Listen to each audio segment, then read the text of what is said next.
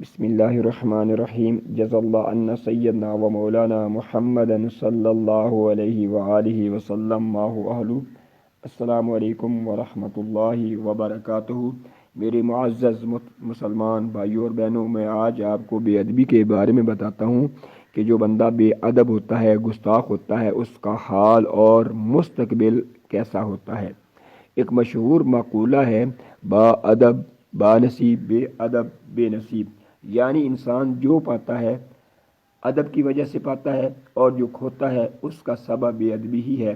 بعض اوقات بے ادبی انسان کو کفر تک لے جاتی ہے اور ہمیشہ ہمیشہ کے لیے جہنم کو ٹھکانہ بنا دیتی ہے۔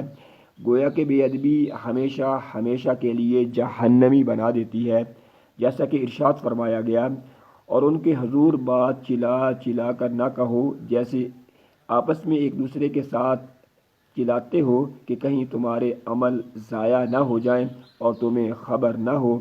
تفسیر روح البیان میں ہے کہ پہلے زمانے میں جب کوئی نوجوان کسی بوڑھے آدمی کے آگے چلتا تھا تو اللہ تبارک و تعالیٰ اسے اس کی بے ادبی کی وجہ سے زمین میں دنسا دیتا تھا۔ کسی شخص نے بارگاہ رسالت مآب صلی اللہ علیہ وآلہ وسلم میں عرض کی کہ میں فاقہ کا شکار رہتا ہوں، غریب ہوں، تنگ دست ہوں، تو آپ صلی اللہ علیہ وآلہ وسلم نے ارشاد فرمایا کہ تو کسی بوڑھے شخص کے آگے چلا ہوگا۔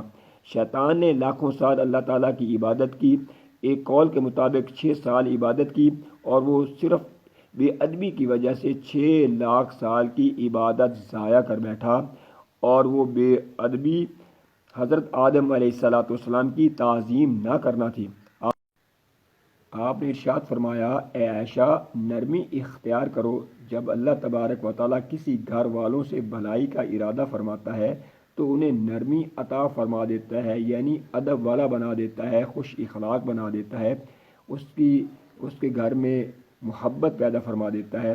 آپ معاشرہ گھوم کر دیکھ لو، وہی گھرانہ تنگ دستیوں، بیماریوں، پریشانیوں سے گھرا ہوا ہوگا جو والدین اور بزرگوں کا بے ادب ہوگا، جس میں ادب و احترام کا نشان تک نہ ہوگا۔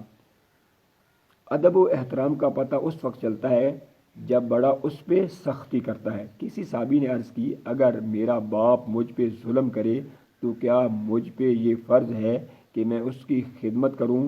تو آپ صلی اللہ علیہ وآلہ وسلم نے 3 مرتبہ ارشاد فرمایا، اگرچہ ظلم کرے، اگرچہ ظلم کرے، اگرچہ ظلم کرے، پھر بھی خدمت کرنا فرض ہے۔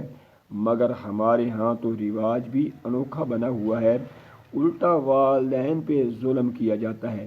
جس گھر میں والدین کی بے ادبی، توہین، برائی ہوتی ہے، اس گھر میں غربت، مفلسی بیماری ہوتی ہے، اس پہ اللہ اور رسول اور فرشتوں کی لعنت ہوتی ہے۔ جو شخص والدین، بڑوں اور بزرگوں کا فرما بردار ہوگا، خدا کی قسم وہ خوشحال خوشحال اور خوشحال ہوگا۔ با ادب با نصیب، بے ادب بے نصیب۔ کچھ لوگ بڑوں کو نیچا دکھا کر بڑے فخر سے کہہ رہے ہوتے ہیں، ہم سے ایسے ڈرے جیسے ہرن شیر سے ڈرتا ہے، مگر وہ یہ نہیں سمجھ پاتے کہ رسوائی ان کے مقدر میں لکھی جا چکی ہے۔ اللہ تعالی ہمیں عمل کی توفیق نصیب فرمائے، آمین۔